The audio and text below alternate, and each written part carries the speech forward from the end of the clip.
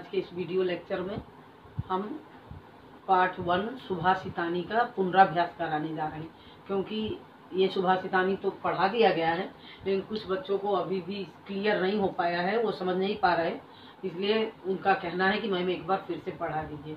तो ये मैं श्लोक दोबारा पढ़ाने जा रही हूँ। 4 चैप्टर आप लोगों को पढ़ा दिया गया है। फर्स्ट सुभाषितानी, सेकेंड विलसवाणी न कदापि में श्रुता, थर्ड विधि भारतम, फोर्थ चल चल पुरतो निधे ही चरण। अब इनमें से अगर किसी को कोई दिक्कत होगी तो पूछेगा। वैसे आप लोग वीडियो को बार बार अगर देखेंगे तो एक मैं क्लियर पढ़ाती हूँ, मुझे नहीं लगता कि आप लोग को वीडियो देख करके कोई डाउट हो। फिर भी ये देखिए, ये तो मैंने स्टार्टिंग में ही पढ़ा दिया था। सुभाषित शब्द यानी सुभाषित का मतलब होता है, सु का मतलब होता है सुंदर, भाषित का मतलब होता है वाणी, वचन, सुंदर वचन। तो ये श्लोक जो है इसमें सारी बातें आपको जीवन में काम आने वाली है, उपयोगी है। आपको शब्दों को कैसे बोलना चाहिए, आपके जीवन में क्या उचित है क्या अनुचित है, इस श्लोकों के द्वारा आपको पता चलेगा। क्योंकि इसकी जो भूमिका है या जो भी है पहले श्लोक में हमने बता दिया था, पहले वीडियो लेक्चर में, आप एक बार उसे भी देख लेना। और जिस बच्चे को पहली वाली वीडियो ना मिले वो मुझसे कहेगा तो मैं दोबारा उसे भेज दूंगी, ठीक है। तो आगे बढ़ते हैं फर्स्ट श्लोक पे। फर्स्ट श्लोक है आपका गुड़ा गुड़गेश गुड़ा भवन। मतलब ध्यान दीजिए बच्चों, गुड़ा गुड़गेश गुड़ा भवन, एक एक वर्ड पर आपको ध्यान देना है। गुड़ा का मतलब होता है गुड़। गुड़ा का मतलब तो हिंदी में एक आप ये भी सोचेंगे, इंग्लिश में जिसे मल्टीप्लाई कर कहते हैं उसे हिंदी में गुड़ा कहते हैं, तो उस गुड़ा से मतलब नहीं है। यहाँ पे इस गुड़ा का मतलब होगा गुड़। गुड़ जो है गुड़गेश गुड़ा भवन, गुड़ गुड़ियों में रहता है तभी वो गुणवान रहता है व्यक्ति। गुड़ा गुड़गेश गुड़ा भवंती, भवंती का मतलब होना, अंति है यानी भू धातु का बहुवचन है भवंती। अगर भवती होता तो भू धातु का एक वचन होता, लेकिन यहाँ पे भवंती यानी गुड़ा गुड़गेश गुड़ा भवंती। ध्यान दीजिए, गुड़ अगर गुड़ियों के पास होता है तो ही वो गुड़ काम योग्य होता है। इस श्लोक को ऐसे भी समझ सकते हैं कि गुड़ गुड़ियों के पास जाकर उसके गुण में और वृद्धि हो जाती है। ते निर्गुणम प्राप्य भवंती दोषाः, वही निर्गुण यानी बुरी संगति में जाकर के दोष युक्त हो जाते हैं। एक उदाहरण हम आपको बताते हैं। जैसे आपका कोई दोस्त है जो पढ़ाई में बहुत अच्छा है, पढ़ता है, आप उससे दोस्ती करते हैं तो आप भी अपनी पढ़ाई में उसकी तरह होना चाहते हैं, अच्छे बनना चाहते हैं, नंबर अच्छे लाते हैं। लेकिन वही अगर कोई ऐसा दोस्त आपका मिल जाता है, ऐसे दोस्त से दोस्ती कर लेते हैं जो पढ़ाई के अलावा बाकी फालतू चीज़ों में ज़्यादा उसे इंटरेस्ट आता है, उसे ज़्यादा अच्छा लगता है। जैसे कि उदाहरण स्वरूप स्पोर्ट्स में स्पोर्ट्स खेलना, स्पोर्ट्स भी छोड़िए, स्पोर्ट भी अगर उसमें भी जाएगा तो जीवन में सफलता होगी, वो भी नहीं। ऐसे ही जो कि काम की चीजें ना हो, बे मतलब की चीजों में उसका ध्यान रहता है। जैसे कि उदाहरण स्वरूप सोना, फालतू चीजों में इन्वॉल्व होना, और आपको पहले उसकी बातें अच्छी नहीं लगती, बाद में आप भी उसमें आनंद लेने लगते हैं पढ़ाई छोड़ करके, तो क्या होगा, आप भी उसके साथ दोस्ती करके बिगड़ सकते हैं। तो वही कहा जा रहा कि गुड़ा गुड़गेश गुड़ा भवंती, गुड़ अगर गुड़ियों के पास जाता है तो और गुणवान बन जाता है। गुड़ी व्यक्ति गुड़ी का साथ पाने पर और गुड़ी हो जाता है।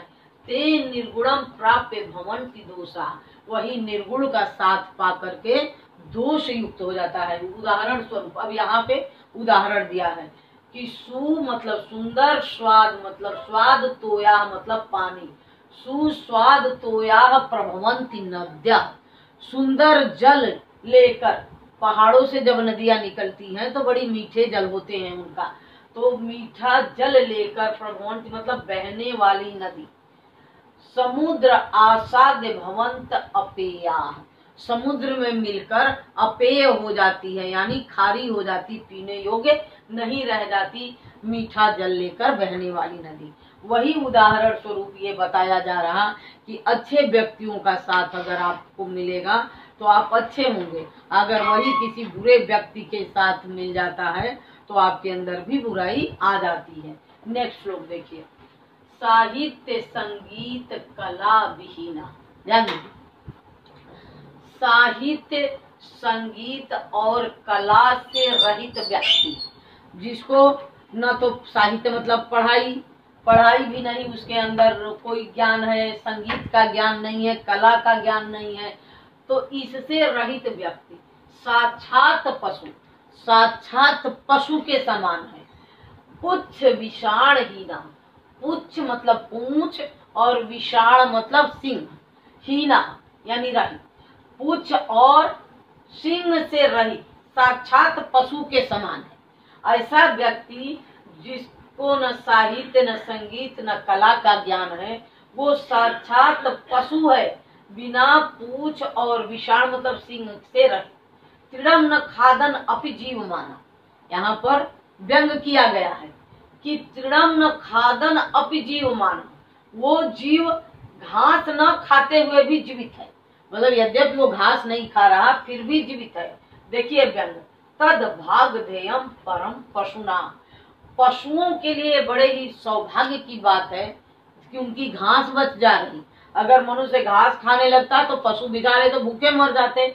तो यहाँ पर ये व्यंग है कि तृणम न खादन अपि जीव माना, वो घास न खाते हुए भी साक्षात पशु के समान है। तद भागधेयम परम पशुनाम, ये पशुओं के लिए बड़े ही सौभाग्य की बात है कि उनकी घास बच जा रही, अर्थात वो मनुष्य जो है घास न खाते हुए भी एक पशु के समान है। नेक्स्ट श्लोक देखिए, लुब्धस्य नश्यति यशः, लुब्धस्य मतलब लालची, लोभी का, नश्यति नाश हो जाता है, यशः यश, लोभी का यश नष्ट हो जाता है। पिशुनस्य मैत्री, पिशुनस्य का मतलब होगा चुगलखोर, जो चुगली करता है, उसकी मित्रता। क्यों?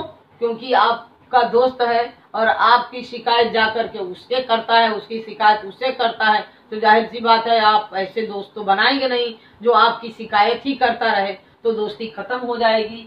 तो वही पिशुनस्य मैत्री, चुगलखोर की मित्रता। लुब्ध से लालची व्यक्ति है तो लुब्ध से नश्यति यश, लालची का यश नाश होता है। पिशुनस्य मैत्री, चुगलखोर की मित्रता। नष्ट क्रियस्य, क्रियस्य का मतलब होता है कार्य करना, कर्म करना। तो जो आदमी काम नहीं करता है, नष्ट क्रियस्य यानी निकम्मे व्यक्ति का कुल नष्ट हो जाता है। नष्ट क्रिया से निकम्मे व्यक्ति का कुल नष्ट हो जाता है। अर्थ परस्य, और जो धर्म को जो है सर्वोपरि समझता है, अर्थ परस्य, धर्म के लिए, धन के लिए, अर्थ का मतलब होता है धन, धन के लिए वो किसी भी हद तक जा सकता है। ऐसे व्यक्ति का धर्म नष्ट हो जाता है, क्योंकि वो बुरे कर्म करके भी धन पाना ही चाहता है, उसकी इच्छा होती है चाहे जैसे भी हो उसे धन चाहिए। तो अर्थ परस्य, ऐसे धन के स्वार्थी व्यक्ति का धर्म नष्ट हो जाता है। विद्या फलः व्यसनिनः, व्यसनिनः का मतलब होगा बुरी लत वाले, बुरी लत वाले के विद्या का फल। कृपणस्य सौख्यम, और कंजूस का सौख्यम मतलब सुख। कंजूस है, धन बचाए है, तो जाहिर सी बात है कि वो भोजन नहीं कर रहा कि अगर हम 1 रुपए का कुछ खरीद लेंगे तो मेरा पैसा चला जाएगा, तो भूखे मरो भाई, नहीं खरीदोगे तो भूखे मरना ही पड़ेगा। तो सुख, कृपणस्य सौख्यम, कंजूस का सुख।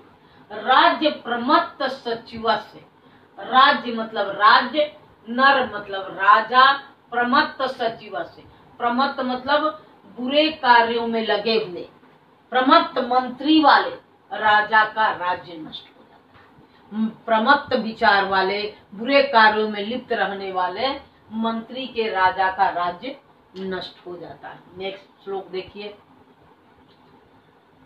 नेक्स्ट श्लोक है बच्चों, पीत्वा रसम तु कटुकम मधुरम समानम माधुर्यम इव जन्म यति मधुमक्षिका असौ। असौ का मतलब होगा यह, मधुमक्खी का यह मधुमक्खी, जन एत मतलब होगा जन्म देती है, निर्माण करती है, पैदा करती है, माधुर्यम इव मीठा। ध्यान दीजिए, इसे यहाँ से इसका अर्थ ऊपर जाएगा। जन एत मधुमक्खी का असौ, यह मधुमक्खी जन्म देती है किसका? मीठे का, मीठा का। पीत्वा रसम तु कटुकम मधुरम समान, पीत्वा पीकर, रसम रस को, कटुकम कड़वा और मधुर एक समान, यानी चाहे वो कड़वा रस मधुमक्खी की आप पिए या मीठा रस, दोनों ही पीने के बाद भी मधुमक्खी का क्या करती है?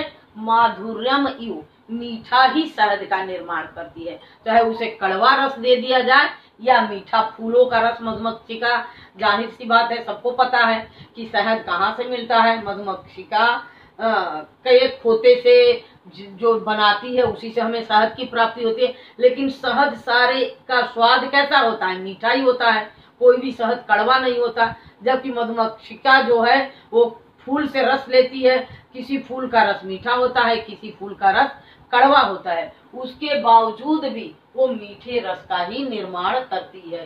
तो ध्यान दीजिए बच्चों, जन एत मधुमक्खी का असौ, यह मधुमक्खी जन एत जन्म देती है, निर्माण करती है, पैदा करती है, माधुर्य में मीठे ही, पीत्वा रसम पीकर रस को, कड़वे और मीठे रस को पीकर एक समान मीठा रस पैदा करती है, उत्पन्न करती है। संत स्थैव सम सज्जन दुर्जनाना, उसी तरह संत लोग, सज्जन लोग, सम दुर्जनाना, दुष्टों के कड़वे बातों को सुनकर ही, श्रुत्वा वचन मधुर सुक्त रसम सृजन, मीठे वचनों का निर्माण करते हैं।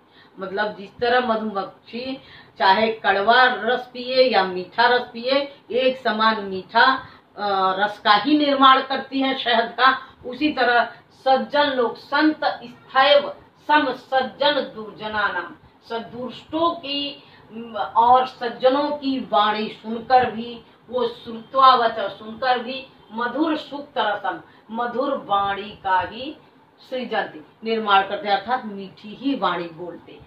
आगे देखते हैं,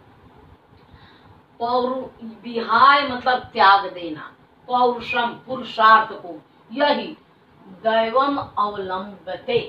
दैवम ध्यान दीजिए, देव का मतलब होता है देवता, लेकिन यहाँ पर दैव है, देव नहीं है, तो दैव का मतलब होगा भाग्य।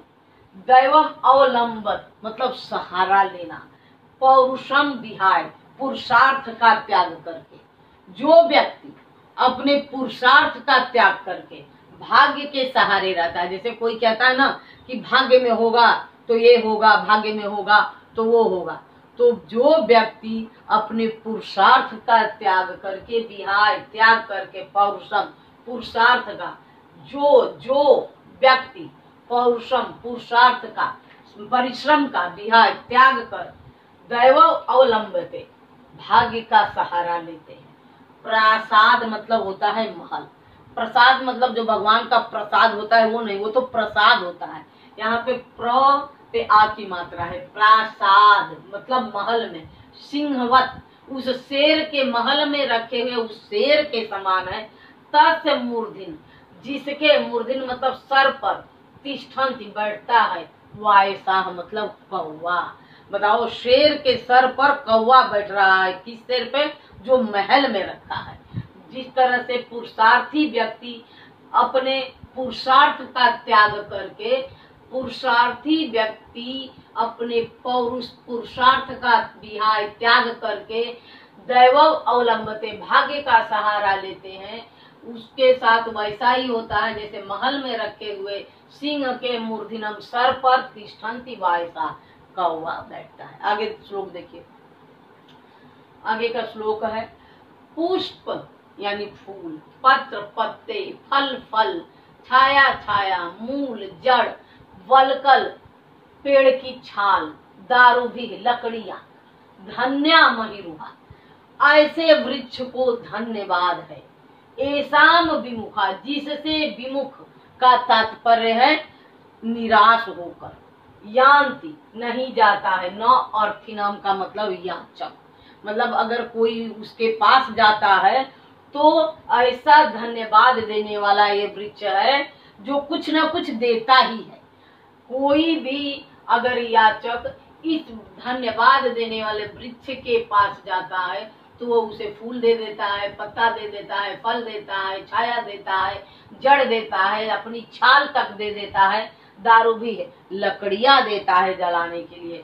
धन्यवाद है ऐसे वृक्ष को, एसाम विमुखा, जिससे निराश होकर यंति न अर्थिना, मतलब याचक उससे निराश होकर नहीं जाता।